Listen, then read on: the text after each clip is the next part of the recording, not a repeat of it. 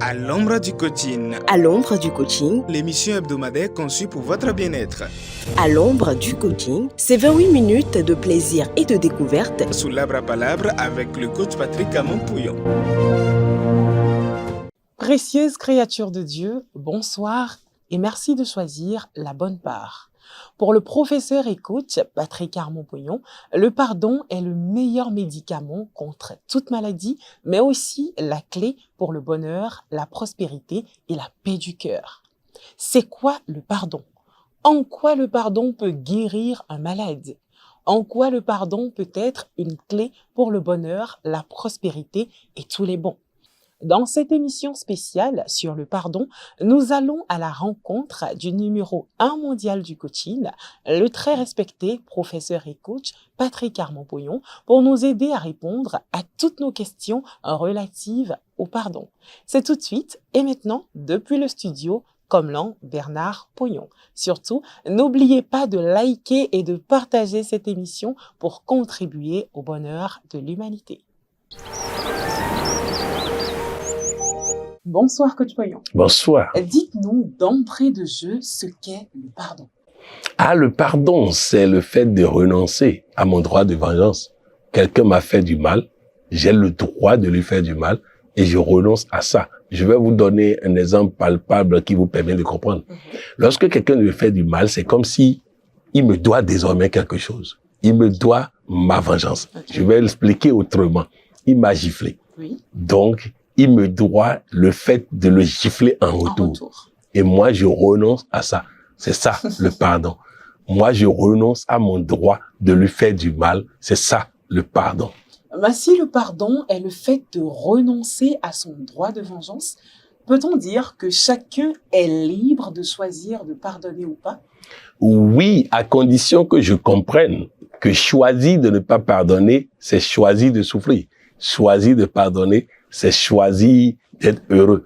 Donc, si c'est un choix de souffrance ou de bonheur. Voyons, je pense que je n'ai pas encore compris. Quel est le lien entre le pardon et la souffrance ou le bonheur? Je vais vous expliquer.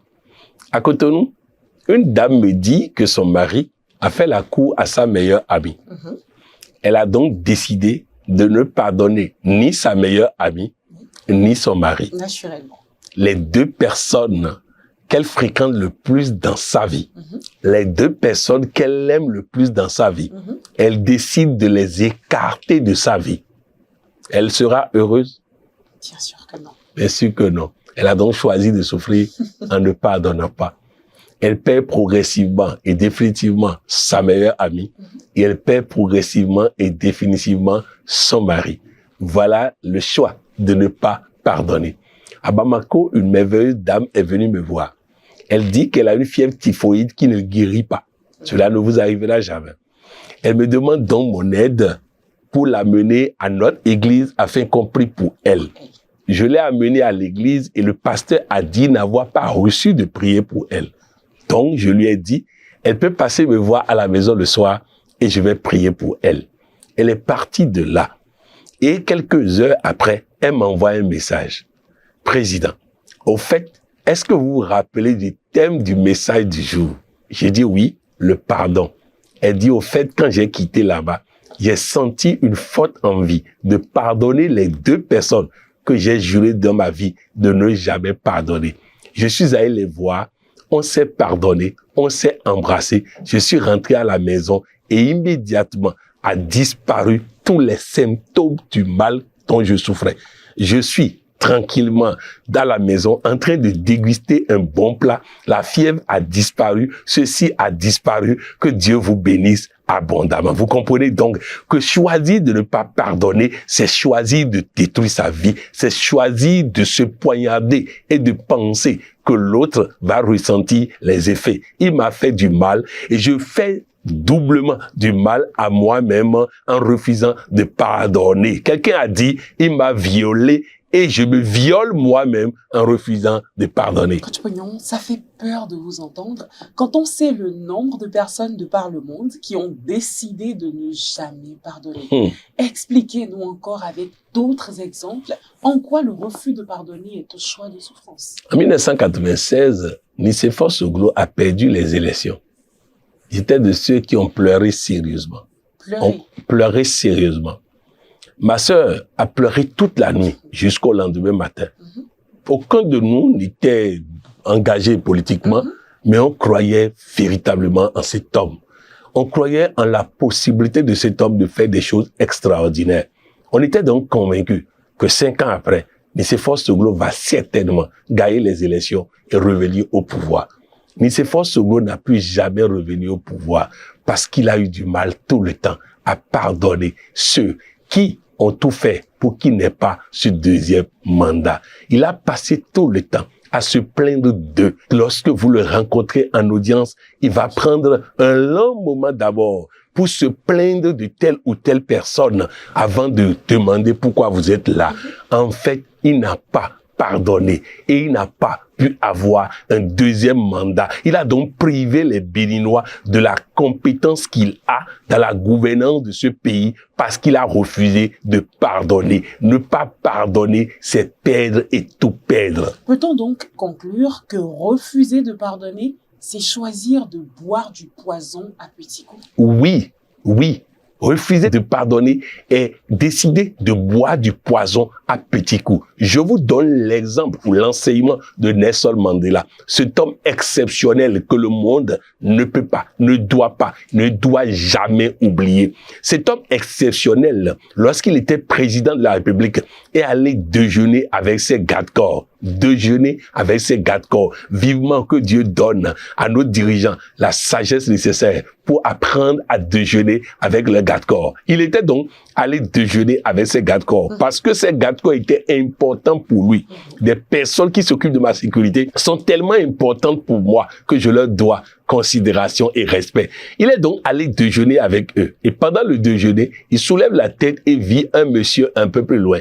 Il demande à ses gardes d'aller lui chercher le monsieur pour partager son repas.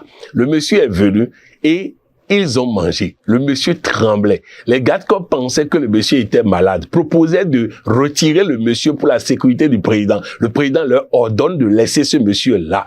Ce monsieur est resté là pendant tout le temps de ce déjeuner. À la fin, il est parti. Et les gardes demandent maintenant à Nelson Mandela, pourquoi vous permettez à un malade de s'asseoir à côté de vous? Et Nelson de leur répondre, il n'était pas malade, il avait peur. On dit pourquoi? Il dit, lorsqu'il était en prison, ce monsieur était le gardien de prison. Quand je demandais de l'eau à boire, il urinait sur ma tête.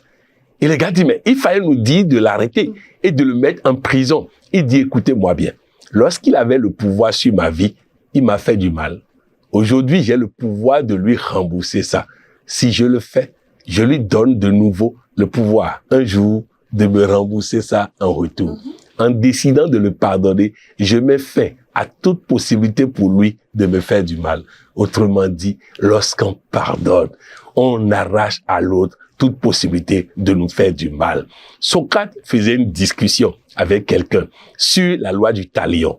Il dit au monsieur, que dit la loi du talion? Le monsieur dit, la loi du talion dit, œil pour œil, dent pour dent. Celui qui tue doit être tué. Il dit, ok. Est-ce bon de tuer? Le monsieur dit non, c'est mauvais. C'est d'ailleurs pour ça qu'on veut payer la personne. Est-ce bon de tuer une personne parce qu'il a tué? Le monsieur dit non.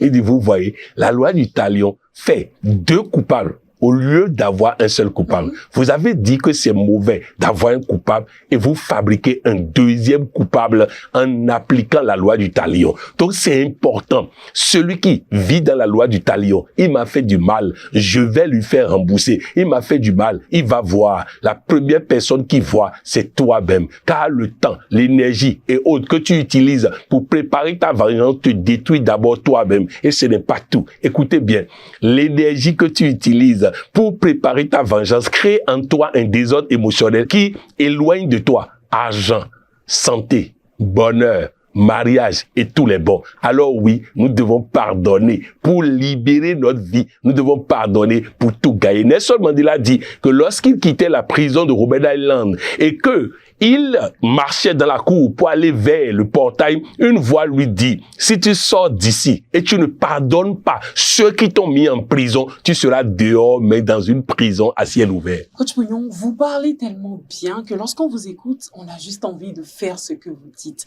Mais reconnaissez que c'est quand même difficile de pardonner des gens qui vous ont poignardé dans le dos. Effectivement, ça paraît difficile de pardonner, mais la question est-ce que c'est parce que c'est difficile qu'il faut pas le faire? Est-ce que parce que l'accouchement est difficile, la femme doit renoncer à accoucher? Non. J'ai l'habitude de dire qu'une maman peut s'appeler maman avec tout le respect et la considération due à ce rang. Elle peut se faire la maline et tout si elle passe par l'accouchement. C'est une grâce exceptionnelle de donner la vie. Donc, c'est pas parce que ce n'est pas facile qu'il faut éviter. Oui, pardonner n'est pas facile, mais quand on pardonne, on gagne. Je vous ai dit plus haut qu'il y a une dame dont le mari avait utilisé sa meilleure amie. Lorsqu'elle a fini par suivre mon émission sur le pardon, voilà ce qui est arrivé. Elle va vers son mari tout en pleurant. Chérie, je voudrais te demander pardon pour tout ce que j'ai créé comme problème dans ce foyer depuis que tu sors avec ma meilleure amie. Je te pardonne aussi et je la pardonne. Si tu veux l'épouser, épouse-la et amène-la dans cette maison. Nous redeviendrons les meilleurs amis du monde et nous te rendrons heureux. Voilà ce qu'elle dit à son mari. Maintenant, écoutez la réponse du mari. Chérie, tu sais pourquoi cette infidélité est arrivée? Tu étais devenu insupportable, invivable. J'allais chez ta copine pour se plaindre en espérant qu'elle va nous aider à trouver une solution. Voilà comment cette infidélité a commencé. Maintenant que tu es devenue la femme douce et agréable que j'ai épousée, la relation de dehors doit s'arrêter maintenant. Il prend son téléphone, il appelle cette dame dehors et l'informe que leur relation doit s'arrêter parce qu'il a retrouvé la femme qu'il a épousée. Je vais aller plus loin, vous allez comprendre. Ce monsieur a été licencié en 2005 parce que son patron volait l'entreprise et voulait le faire avec sa complicité. Il a non seulement refusé, mais il a bloqué toute possibilité pour le patron de voler l'entreprise. Le patron a décidé de le licencier et l'a licencié sec, sans aucun droit. Il a déposé une plainte au niveau du tribunal du travail afin que ses droits soient respectés. Mais au même moment, il a décidé de se venger. Il a dépensé près de 20 millions pour faire des investigations et avoir des preuves sur son patron pour se venger. Mais sa nature n'est pas celle d'un vengeur. Résultat, de 2005 à 2012, pendant 7 ans, il a les preuves, mais il n'a pas mis les preuves en jeu. Il n'a pas informé la direction générale des preuves qu'il a. Il hésitait toujours. En 2012, il suit une conférence avec moi sur le pardon. Convaincu par cette conférence, il rentre à la maison et il détruit toutes les preuves en disant à Dieu, moi, je garde le silence. Toi, mène le combat. Le lendemain, jour pour jour, il apprend que le DG venait d'être arrêté le jour-là même et mis en prison. Depuis 7 ans, Dieu veut combattre pour lui. Et vous n'avez pas tout entendu. Après avoir appris que le DG a été arrêté le lendemain même, il a été appelé maintenant au tribunal où il a gagné le procès et a reçu 100 millions de francs CFA de dommages et intérêts. Écoutez-moi bien. Voilà 7 ans que Dieu veut lui donner 100 millions de francs. Mais ne peut pas donner à cause du désordre émotionnel. Criez par le nom pardon. Pardonnez pour ouvrir les écluses des cieux sur votre vie. Et ce n'est pas tout. Je vais encore appuyer. Voilà cette merveilleuse dame dont le mari est allé à la retraite. Et le mari lui a dit, chérie, à la retraite, je ne gagne plus d'argent suffisamment. Donc, je ne contribuerai plus à la popote à la maison. Elle s'est fâchée et pendant des années, elle ne dit pas bonjour à son mari. Pendant des années, son mari et elle n'ont plus jamais fait l'amour. Pendant des années, ils sont restés dans cette situation-là où l'ambiance à la maison est pourrie par la mauvaise humeur. Lorsque cette dame suit le séminaire sur le pardon, elle rentre à la maison. Elle a envie de pardonner son mari. Les enfants sont allés dormir. Elle est rentrée dans la chambre de son mari. Elle dit, à peine elle a jeté la main sur le sexe de son mari, c'était dur comme ça, comme si le mari l'attendait. Ils ont copieusement fait l'amour. C'est en pleurant que le mari lui a dit merci. Merci de lui offrir encore l'occasion de lui faire l'amour. Le lendemain, jour pour jour, elle va au service. Elle a 25 ans de service comme caissière dans une société de 7000 employés. Le lendemain, jour pour jour, elle est allée au service. Promotion, on lui a changé de poste, elle est devenue chef service et on lui a payé des droits qui lui ont permis enfin d'acheter une belle voiture. Voilà des années que Dieu veut faire ça, mais le refus de pardonner a bloqué ça. Pardonnons pour libérer notre santé, pardonnons pour libérer nos finances, pardonnons pour libérer nos promotions, pardonnons pour tout gagner. Oui, le pardon est tellement bon que chacun de nous doit pardonner pour tout avoir. Coach Poyon, c'est tout simplement formidable. Mais allons encore plus dans le concret. Quelqu'un prend mon mari. Je dois pardonner et la personne et mon mari, c'est ça? En fait, le fait de dire quelqu'un prend mon mari, c'est lui donner trop de droits. Wow. J'ai baissé la garde et elle a pris mon mari. J'ai baissé la garde et il a pris ma femme. Qui doit changer? Moi. Je ne dois pas en vouloir à l'autre. Je dois changer et récupérer ce qui m'appartient. Une merveilleuse dame a vu son mari partir de la maison pour rejoindre une autre femme. Pendant 1 an, elle était là à s'énerver. Elle était là en colère. Elle était là à broyer le noir. Quand subitement, elle suit un merveilleux séminaire du coach Patrick Poyon. Elle prend son téléphone, elle appelle son mari. Bonsoir, mon merveilleux mari qui fait mon bonheur. Le monsieur était étonné. Je voudrais te demander si tu te rappelles de quelle famille je suis. Je suis d'une famille guerrière, et tu le sais. Si dans 1 heure de temps, tu n'es pas de retour à la maison, je viens moi-même te chercher là-bas. Et tu sais ce qui va se passer. Merci et à tout à l'heure dans le bonheur. Elle raccroche. 1 heure après, son mari est retourné à la maison. Ça fait près de 9 ans. Le mari n'est plus jamais reparti. C'est sur les visages qui sont mous que les chics sortent. Ne reprochons pas aux autres nos incompétences. Lorsque ton mari t'a épousé, tu étais belle, sexy, agréable. Maintenant, à cause des enfants que tu as fait, tu t'habilles comme sa grand-mère, tu te comportes comme sa grand-mère et tu n'as plus rien de sexy. C'est normal qu'il cherche sexy dehors. Retrouve ce caractère sexy et tu récupéreras ton mari le plus simplement possible. Ce n'est pas la faute des autres si nous perdons notre conjoint. D'accord, vous m'avez eu, coach Poyon. Ça encore, je peux comprendre. Mais quelqu'un prend mon argent et ne me rembourse pas. Ça aussi, je dois pardonner? Mes chers amis, c'est quoi mon argent? Tout argent, tout l'or et tout l'argent appartiennent à Dieu. Voilà déjà l'erreur. Mon argent. Je vais vous raconter une histoire, vous allez comprendre. Un jour, un monsieur va voir Jésus sur la croix. Il dit, je suis fatigué et gêné de te voir toi seul porter la croix tous les jours et tout le temps en haut. Je voudrais porter la croix avec toi pour au moins 24 heures. Jésus dit à une condition, quel que soit ce qui se passe, tu gardes le silence. Il dit, c'est très facile là. Alors Jésus descend et il prend la place. Quelques heures après, un monsieur est venu prier avec un sac rempli d'argent. Il finit de prier, il oublie le sac rempli d'argent et part. Quelques minutes après, un autre est venu prier et voit le sac rempli d'argent. Il prend le sac et il part. Un troisième est venu prier et pendant qu'il priait, le premier est venu reprendre son sac. N'a pas vu son sac, a donc dit que c'est ce troisième-là qui a pris son sac. Il s'est mis à frapper le troisième et il a fui, il est parti.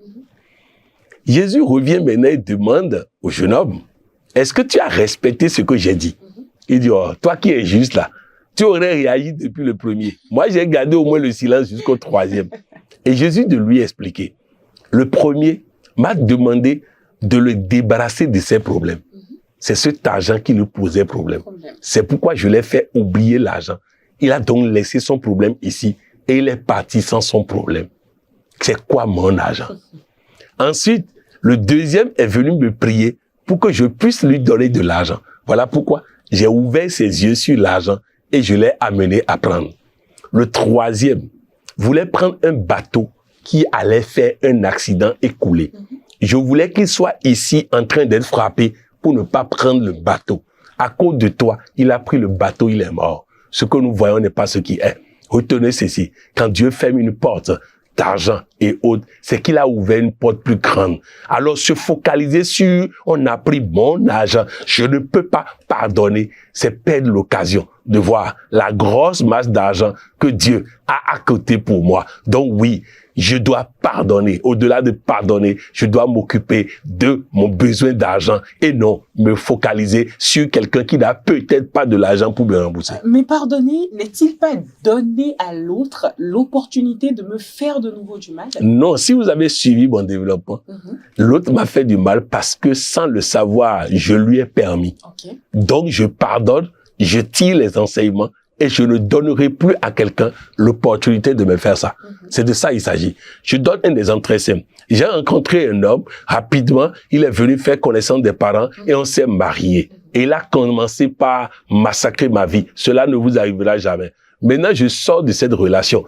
Et un autre se présente avec « oui, je veux t'épouser, je veux connaître tes parents ». Très bien. Nous allons d'abord faire une amitié au cours de laquelle tu vas me démontrer combien tu m'aimes. Si dans 6 mois, dans 8 mois, tu es toujours aussi gentil que tu es aujourd'hui, je te promets qu'on va se marier. Voilà comment je tire le son de l'autre expérience. Parce que vous voyez, tant que je suis dans la logique de c'est lui qui a fait, c'est lui qui a tort, c'est lui qui a ceci, je suis en train de dire que ma vie dépend de l'autre et que le nouveau aussi peut venir perturber ma vie comme il veut. Non, ça ne dépend pas des autres. Je peux faire des erreurs pour qu'on me fasse du mal, mais je vais tirer des leçons de ça pour que plus jamais personne ne puisse me faire du mal. Alors, il y a une autre question qui me paraît importante.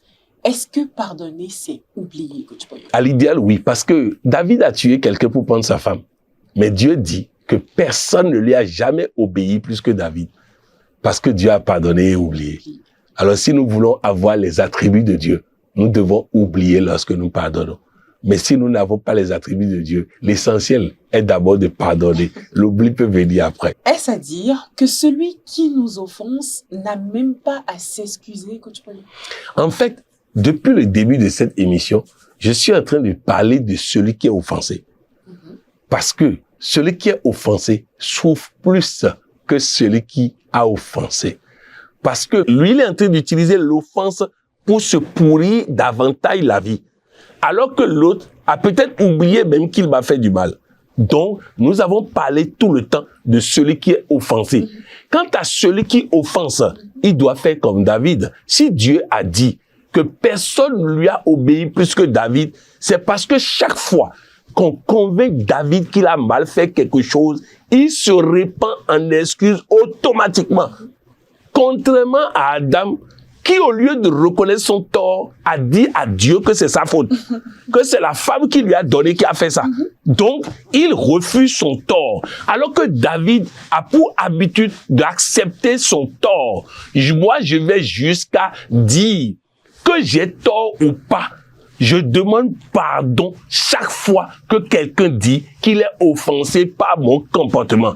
Donc, toutes les fois où quelqu'un dit être offensé par mon comportement, je vais lui demander pardon. Donc, je demande à chacun de nous d'apprendre à demander pardon. L'une des fêtes musulmanes en Tabaski et Ramadan est une fête de demande de pardon où le chef de famille, lorsqu'il se lève, il doit demander pardon à son épouse, pardon à ses enfants, pardon à ses employés. Il doit apprendre à demander pardon. Nous devons avoir la culture de demander pardon pour ne pas porter la charge métaphysique et négative de nos actes. Adam a refusé de demander pardon. Il a introduit le péché dans le monde. David a toujours accepté de demander pardon. Il a été une grosse bénédiction et pour lui-même et pour sa famille. Apprenons à demander pardon sans chercher est-ce que nous avons raison ou tort. L'autre dit qu'il est offensé. Demandons-lui pardon. C'est tout simplement magnifique. Nous voulons tous pardonner pour nous libérer et tout gagner. Dites-nous maintenant quel est le secret de Coach Pognon pour tout pardonner. La reconnaissance. La reconnaissance à l'univers, la reconnaissance aux autres, la reconnaissance et donc une gratitude permanente. Que vient faire la gratitude dans le pardon? Vous savez, je vous ai raconté qu'en 1996, Nicéphore Soglo a perdu le pouvoir. et n'a pas pu pardonner pour reprendre le pouvoir. En fait, pourquoi il n'a pas pu pardonner? Parce qu'il a oublié 90, 91 et autres. Il a oublié que c'est Dieu qui lui a donné le pouvoir. Il a oublié qu'il n'a rien fait pour mériter d'être Premier ministre. Il n'a rien fait pour mériter d'être président. C'est pas cadeau de Dieu. Alors, s'il était suffisamment reconnaissant à Dieu pour ça, d'abord, il n'aurait pas parlé avec autant de mépris aux créatures de Dieu pendant près de 5 ans. Et lorsqu'il a échoué, il aurait compris que tout est grâce. Dieu donne et il reprend. Dieu a donné le pouvoir, il a repris le pouvoir. Et donc, il devait tirer les enseignements de son comportement pendant 5 ans et pouvoir tout gagner. Vous allez vous demander pourquoi dans cette émission, j'insiste à donner l'exemple de Nicéphore Soglo. Parce que je fais partie de ceux qui ont aimé cet homme et continuent de l'aimer. Ceux qui croient en cet homme, ceux qui estiment que c'est un gâchis en 96, le fait que Nicéphore Soglo n'a pas eu un deuxième mandat. L'histoire du Bénin aurait été toute une autre histoire. Et je ne le dis pas par critique à notre papa, non. Je le dis pour nous enseigner, nous. Car moi, j'ai appris de l'expérience de Nicéphore Soglo, un homme exceptionnel qui aurait pu conduire ce pays vers les verts pâturages. J'ai appris beaucoup de sa vie et ça me permet d'éviter un certain nombre d'erreurs. Donc, je dis Nicéphore Soglo, je ne le critique pas parce que il n'est pas un grand quelqu'un, bien au contraire. C'est un grand quelqu'un. C'est un homme qui mérite notre respect et notre considération. C'est un homme d'un parcours exceptionnel. Seulement, je suis en train de tirer pour nous des enseignements de sa vie qui vont pouvoir nous aider à réussir et tout gagner. Avant de continuer, permettez-moi de vous dire sincèrement merci pour cette émission sur le parcours. Merci. Dans 2 jours sera clôturée la première vague des inscriptions pour le Club des engagés pour la fortune. Pourquoi être dans cette première vague? J'ai bien envie de dire aux uns et aux autres pourquoi ne pas y être. Nelson Mandela dit, nous avons souvent peur et nous nous demandons, est-ce que moi, je peux faire ça? Il dit, en fait, la bonne question, c'est pourquoi moi, je ne peux pas faire ça? En fait, je vais vous dire, il va se passer dans cette formation une transformation radicale de vie. Dangote a eu de l'argent, mais il n'a pas eu un coach pour l'aider. Bill Gates a eu de l'argent, mais il n'a pas eu un coach pour l'aider. Alors oui, cette fois-ci, vous aurez la chance d'avoir un coach. L'objectif n'est pas d'avoir plus d'argent que Dangote ou Bill Gates. Le problème est de faire en sorte que chaque copec que vous allez gagner, chaque million que vous avez gagné, vous apporte plus de bonheur, de joie et de réussite que Dangote et Bill Gates. Nous allons donc apprendre et avoir de l'argent, mais nous allons aussi apprendre et avoir de l'argent qui nous garantisse la santé, la longévité, le bonheur et tous les bons. Selon les informations que j'ai, Dangote n'est pas marié. Selon les informations que j'ai, Bill Gates doit être divorcé ou en instance de divorce. C'est pas de ça que je vous parle. Je vous parle d'une richesse qui va avec bonheur conjugal, santé, réussite des enfants, épanouissement, bonheur complet. C'est ce que je voudrais construire avec les membres du Club des engagés pour la fortune. Faire en sorte que chacun de nous ait de l'argent, assez d'argent, beaucoup d'argent, mais aussi le bonheur, la santé, la joie, tous les bons. Voilà ce que nous construisons. Alors, si ça ne plaît pas à quelqu'un, il n'a pas besoin de s'engager. Mais si ça plaît, engageons-nous et gagnons ensemble. Coach Pognon, votre exhortation et mot de fin?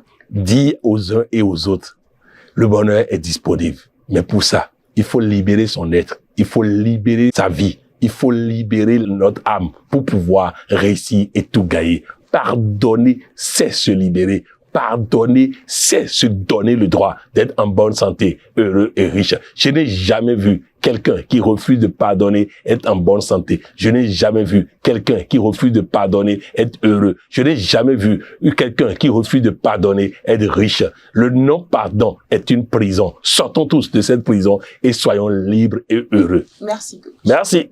Chers privilégiés, l'Authentique Coaching est un laboratoire de réflexion et d'action pour le bonheur de l'humanité. Prenez votre part et surtout, n'oubliez pas de vous abonner à la page Coach Pognon officielle sur YouTube afin de ne rien rater. C'était Coralie Pognon avec pour invité le professeur émérite et coach Patrick Armand-Pognon. C'était votre émission À l'ombre du coaching, La meilleure école de vie.